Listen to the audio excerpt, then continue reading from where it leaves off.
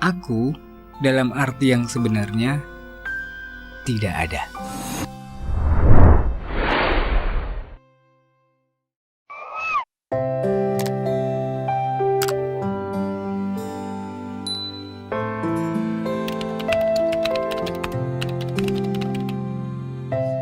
Aku itu bukan pikiran. Aku itu adalah hasil dari pikiran, atau pikiran menghasilkan aku. Sekarang Anda mendengar, saya menjelaskan, Anda berpikir, saya berpikir, itulah aku. Atau saya ganti aku dengan istilah label diri, pencitraan, atau personifikasi. Pikiran menghasilkan label diri, citra, personifikasi, sehingga terbentuklah aku yang diidentifikasi. Identifikasi disebut citra. Contoh, saya kalau dipanggil Koko pasti noleh. Kenapa? Karena pikiran memproyeksi personifikasi sehingga teridentifikasi sebagai saya. Tapi kalau saya hilang ingatan, saat saya dipanggil Koko, maka saya tidak akan noleh. Kenapa? Karena proyeksinya bukan identitas saya. Jadi, pikiran atau kesadaran fisik itu menghasilkan identitas atau aku. Kalau batu jatuh di air, maka menghasilkan riak. Kalau input masuk dan ditanggapi pikiran, maka menghasilkan reaksi si aku. Nah, jadi si aku ini adalah abdinya pikiran. Karena pikiran yang menghasilkan aku. Jadi aku berasal dari pikiran. Clear ya? Aku dalam arti yang sebenarnya tidak ada. Saya umpamakan mesin mobil itu pikiran. Aku itu gerak mekanik mesin. Jadi gerak mekanik itu hasil dari mesin. Kalau mesin mati, maka gerak mekanik mati. Tapi kalau mesin hidup, maka gerak mekanik ada. Contoh lain, riak air tadi. Riak air tadi itu adalah aku. Sedangkan air adalah pikiran. Dari situ kita bisa lihat bahwa riak air tidak bisa berdiri sendiri. Iya toh? Maka jelas aku itu tidak bisa mandiri. Karena aku adalah alat, hasil identifikasi dari pikiran. Paham?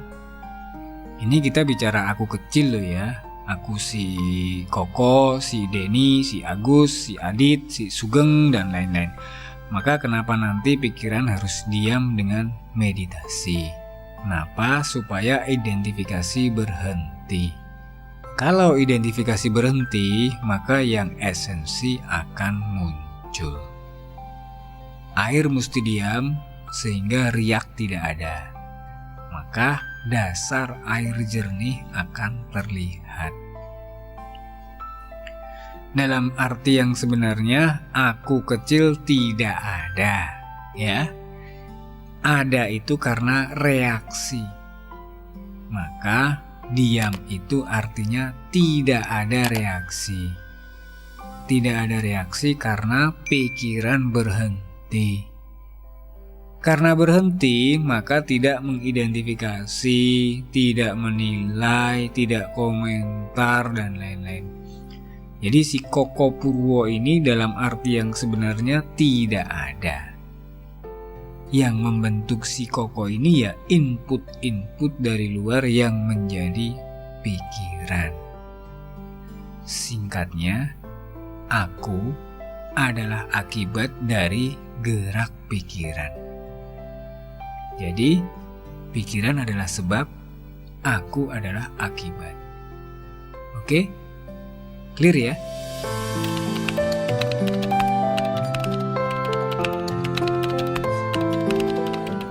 Aku besar itu berdiri sendiri. Aku besar, atau yang orang-orang banyak menyebutnya dengan istilah atma atau ruh, itu ibarat ikan. Jadi dia bagian yang berbeda. Nah, air juga bisa berbahaya bagi ikan. Pertanyaannya, kapan air itu berbahaya bagi ikan? Air yang kotor maka bisa meracuni ikan. Kalau bersih berarti menjernihkan dan membuat ikan tambah sehat. Jelasnya gimana? Jelasnya gini, suatu anggapan yang salah maka bisa merusak atma. Kalau anggapan benar berarti mencerahkan dan membuat atma tambah terang.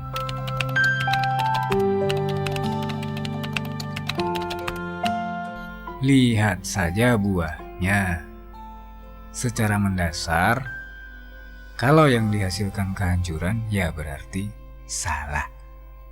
Kalau yang dihasilkan kedamaian ya berarti benar. Nah, kronologi kehancuran ini kira-kira begini mas.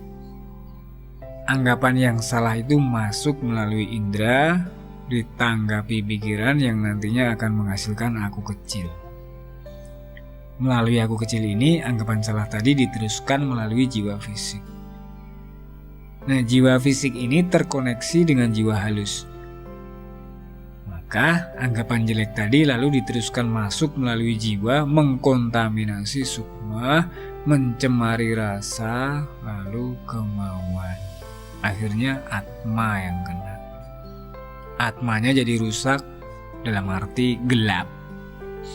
Itulah kenapa kita harus sempurnakan anggapan agar atma bisa ikut jos. Dalam khasanah Jawa sering disebut ngelmu kasampurnan. Untuk tingkat lanjut masih ada ngelmu kasepuhan. Tapi di sesi ini kita bukan mau bedah itu. Kita hanya bahas aku dan pikiran, ya. Oke? Semoga bermanfaat. Sampai jumpa di video-video selanjutnya. Saya Koko Purwo. Salam hangat dan sukses selalu. Salam sejati.